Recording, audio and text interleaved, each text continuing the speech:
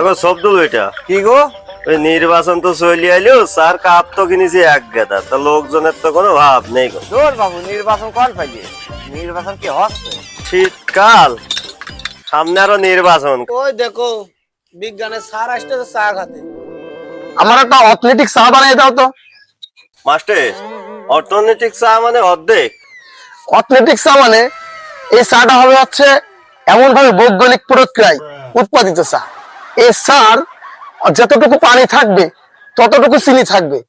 পানি আর চিনি এমন ভাবে দ্রবীভূত হবে, তা ঘনীভূত হয়ে তার মানে হালকা একটু দুধ দিয়ে তার লেখার একটু কড়া করে হালকা নেড়ে চেড়ে একটু বাষ্পীভূত হওয়ার পরে ঘনীভূত হয়ে যে সেই চা যখন বুদবুদ সৃষ্টি করবে, সেই চা তখন আকাশের দিকে